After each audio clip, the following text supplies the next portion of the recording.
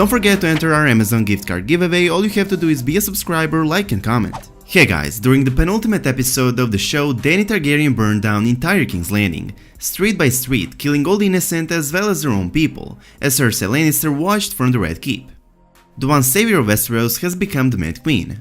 Well, what if I tell you that's not true? What if I tell you it wasn't Dany who burned down King's Landing, but it was rather Bran Stark who walked into a dragon and burned the capital? Think about it. After the bells, after the city has surrendered, we do see Dany angry, but her focus is not on the innocent and their houses, but on Cersei and the Red Keep. Dany flies her dragon towards it, and then, just as we see Bran's vision of a shadow of a dragon flying above King's Landing, the dragon all of a sudden changes his direction and starts burning down all the innocent. I think it was made clear that Dany was heading towards the Red Keep, and never intended to burn King's Landing. I believe it's Bran who walked into her dragon, changed the course and burned everything and everyone. Dany was intending to just fly to the Red Keep, but Bran walked into Drogon and started the killing. After showing Dany angry, heading for the Red Keep to kill Cersei, they never show her again. Just Drogon destroying the city. Why is that? Why do we never see Dany on the dragon once the killing starts? What if she was freaking out, wondering why Drogon was killing everything? What if instead of Dany, it's Bran who is the final villain of the story? By controlling her dragon and burning down the entire King's Landing and all the innocent, Bran made Dany the scapegoat, and Jon, thinking she's gone fully mad, will kill her. We'll spend the last episode thinking Dany is a terrible person. This Mad Queen watch her get assassinated, and feel everything is justified, while Jon take the black and go on the wall for killing her, and seeing Bran Stark democratically chosen as the next king on the throne. Then we find out that the Lord of Light has been manipulating everything.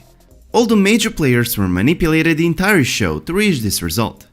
Jon is really a fire wight brought back to life by the Lord of Light to kill Dany. We have our final winner in the Game of Thrones, the Lord of Light, Bran Stark. Could that be the final twist of the series?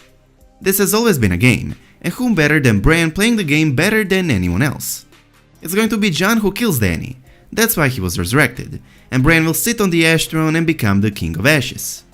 The pressing question many of us were asking after the bells, the 5th episode of the final season, was just simply what in the 7 hells was Bran Stark doing during Dany's massive and sudden Mad Queen heel turn? What good is having an all-knowing and all-seeing three-eyed raven if he was not there to prevent this or just do anything during this war? Well, in this theory that question is answered, as he is the one who burned down the capital. There's been a lot of speculation regarding Bran's ultimate role in the Game of Thrones, but everyone is in agreement that he is going to play a major part in the story's finale. Some people are convinced he's going to become the Night King, while others believe he could be the Lord of Light in flesh, as this theory suggests. A lot has happened since Season 1, and everything has been leading up to a climactic event, the demise of King's Landing. The city's end has been foretold in visions, and Bran might be the one pulling all the strings. Everything we need to know has already been shown to us.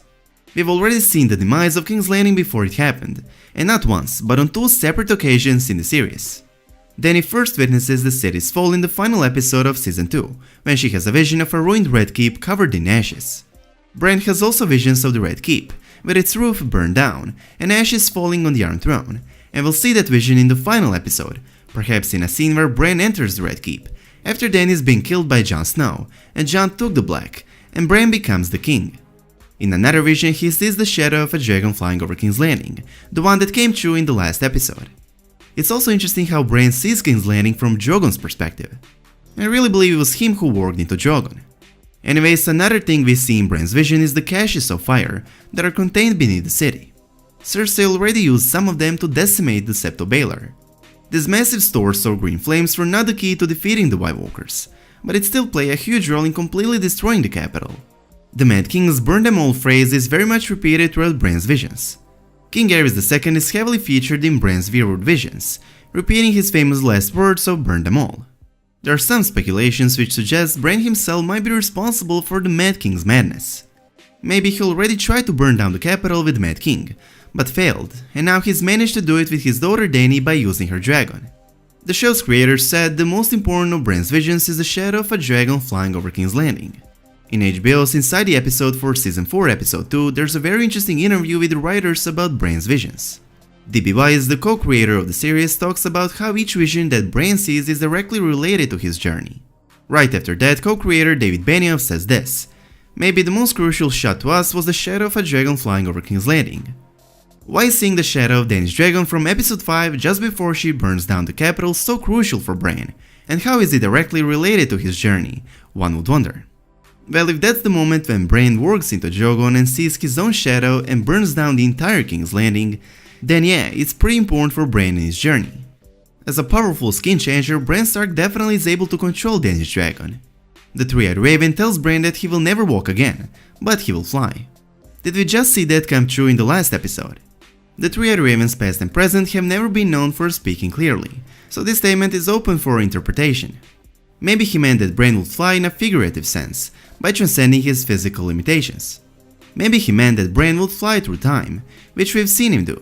Maybe he meant Bran would warg into birds, another case in which the prophecy would already have been fulfilled, at Winterfell, where we left him last season. Bran was warging into to track the Night King, and he's also done it multiple times throughout the season 8. Alternatively, of course, the three-eyed raven could have meant Bran would warg into a dragon. Is there any evidence that anyone has ever warged into a dragon? In short, no. The closest we can come is a mysterious quote from Tyrion in A Dance with Dragons, about the Valyrians' reluctance to visit Westeros. The Freehold's grasp has reached as far as Dragonstone, but never to the mainland of Westeros itself. Odd that. Dragonstone is no more than a rock, the Veld was farther west, but they had dragons. Surely they knew he was there. One of the many possible implications is that the Valyrians steered clear of the mainland, and Dagon the Conqueror did not conquer anything north of the wall, because they were worried about the powerful First Men, warging into their dragons during a more magic-rich age. Most skin changers can only warg into small animals, but Bran is the most powerful skin changer. Not only did he warg into all different kinds of animals from direwolves to ravens, but he also managed to warg into human, into Hodor multiple times. That's why Jojen and Mira Reed were so stunned the first time Bran warged into Hodor. Most wargs can enter the minds only of animals. As Bran's powers grew stronger, he's definitely able to wear down a dragon's resistance. As Boromir, the experienced warg, once said, once a horse is broken to the saddle, any man can mount him. Once a beast's been joined to a man, any skin changer can slip inside and ride him. Long ago, way back in July of 2011, when A Dance with Dragons was newly released, Marn fielded a fan question about whether dragons were wargable. He chuckled and said, well, we'll have to see about it, won't we? In the books, Jojen tells Bran that he had a green dream about a winged wolf bound to earth, with grey stone chains. A three-eyed crow was trying to peck through the chains, but the stone was too hard, and his beak could only chip at them. Jojen explains that Bran is the chained winged wolf, and the crow sent the reeds to break his chains. This is obviously the future he saw. He had greensight, the power of prophetic green dreams. He also says that Bran breaks the chain and flies. Now, since Greenseer dreams have been mentioned to be a mix-up of things, it still told us that Bran was destined to eventually warg a dragon, and I believe he just did. I believe Bran warged into Dany's dragon and burned down King's Landing, while all Dany could do was watch in horror, unable to control him. Bran made Dany the scapegoat, and Jon, thinking she's gone fully mad, will kill her, before she gets a chance to explain she was not the one controlling Drogon. As I said in the beginning, if this theory is true, then we'll get a true bittersweet ending. We'll spend the last episode thinking Dany is a terrible person. This Mad Queen, watch her get assassinated and feel everything is justified. Watch Jon take the black and go on the wall for killing her, and seeing Bran Stark democratically chosen as the new king of the Seven Kingdoms. Then we find out that the Lord of Light has been manipulating everything to get to this exact moment where he wins the Iron Throne and wins the Game of Thrones. That's why he resurrected Jon Snow, just to kill Dany. The sweet part will be when we learn that Dany did not actually go mad, and did not play the part of Bran's puppet. Bran Stark is the ultimate villain. The fact that we have been strictly shown how Dany obviously looks with anger towards the Red Keep and Cersei and not towards the innocent might be a hint that she did not actually burn the capital and the innocent herself.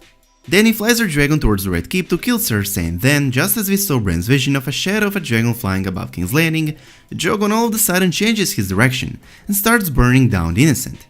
I think it was made clear that Dany was heading towards the Red Keep, and never intending to burn King's Landing. I believe it's Bran who warged into her dragon, changed the course and burned everything and everyone. The moment before Drogon goes mad, we see the same scene of his shadow over King's Landing that has played so frequently in Bran's visions, and that the showrunner said is the most important vision of Bran in his journey. I believe Bran's goal, much like with the Mad King, was to make Dany go mad and become this Mad Queen, who would burn everything, but he failed again. This time not because someone killed the Mad Tyrant, but because Dany chose to be good, chose not to burn down the innocent, and that's when Bran walked into her dragon, and did it instead of her. It would explain why they don't cut to Dany at all after Drogon starts burning King's Landing. If they had, we would have seen Dany freaking out about not being able to control him. I truly believe Dany's not the Mad Queen, and she did not burn down the capital and all the innocent. Bran Stark did, and we learn it after seeing Jon killing this Mad Queen Dany, after Jon takes the Black, and after Bran Stark is chosen as the new king. I firmly believe this is the bittersweet ending we'll get. Mad Dany and Jon killing her is straightforward. There's a final huge twist coming for sure, and I believe this is it. Please let me know your thoughts about all of this in the comment section down below. And as always, I hope you guys enjoyed this video. If you did, please make sure to subscribe to our channel, and I hope to see you in the next one. Peace.